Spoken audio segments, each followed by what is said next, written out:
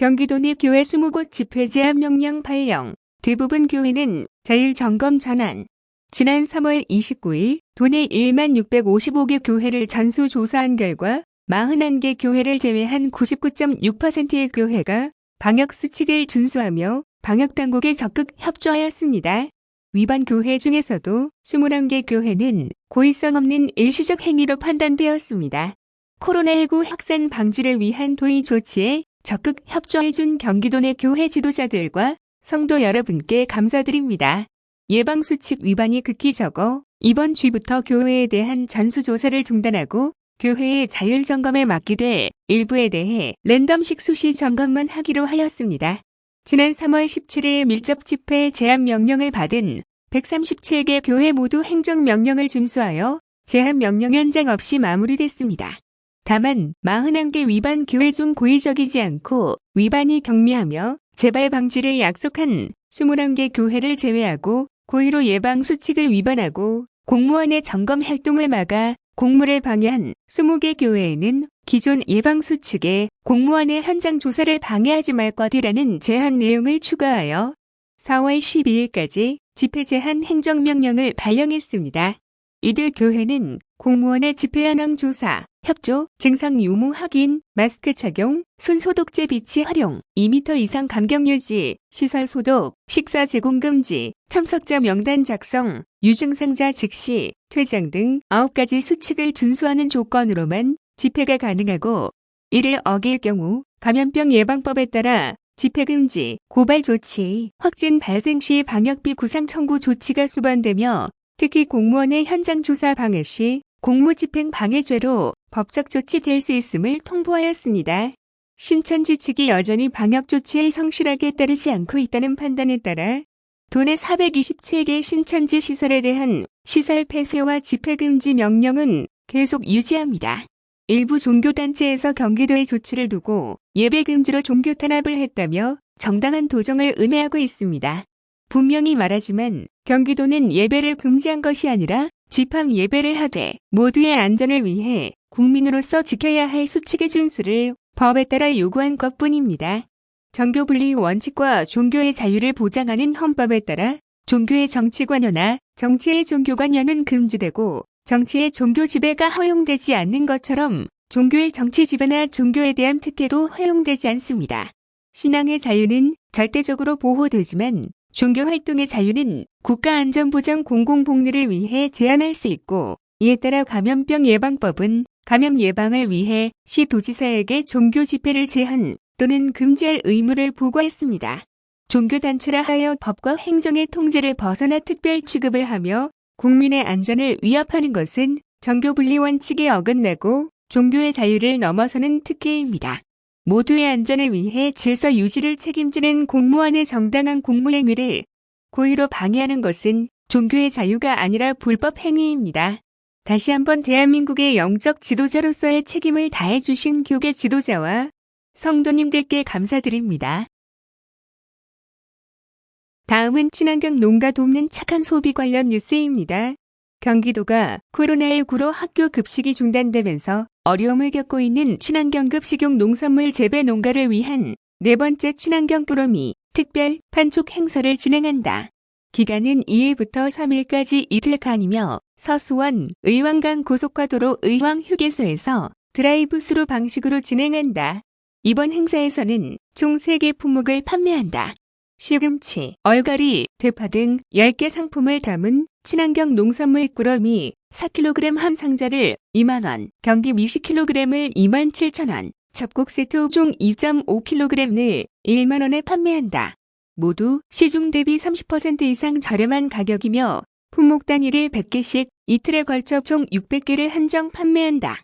앞서 경기도와 경기농식품유통진흥원은 3번에 걸쳐 친환경 농산물 꾸러미 판매 행사를 진행해 큰 성공을 거둔 바 있다.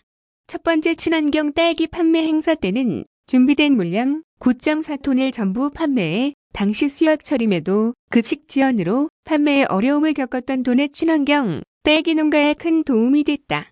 또한 두 번째로 진행한 친환경 농산물 꾸러미는 준비된 물량 전체가 불과 2시간 만에 이어 진행한 3차 완판 감사 이벤트도 사흘 만에 준비된 물량이 모두 판매되면서 6억 원에 가까운 판매고를 올리기도 했다.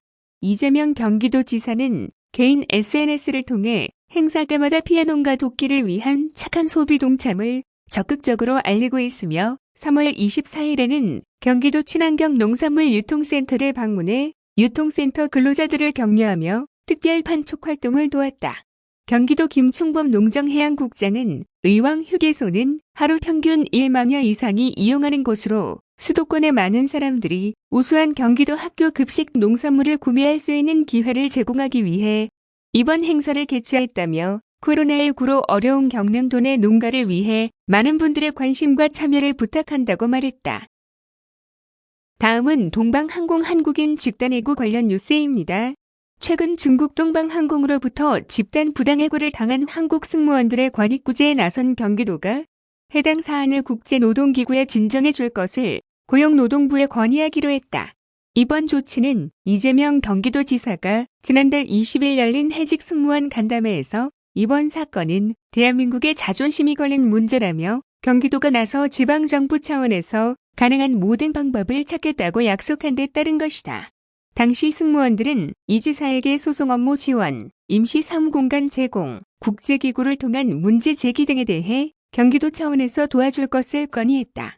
이에 도는 오는 3일 고용노동부를 방문해 해당 사안을 국제노동기구에 진정해 줄 것과 동방항공에 대한 특별 근로감독을 조속히 시행해 줄 것을 요청하며 중앙정부 차원에서 적극적인 지원과 협조를 당부할 계획이다.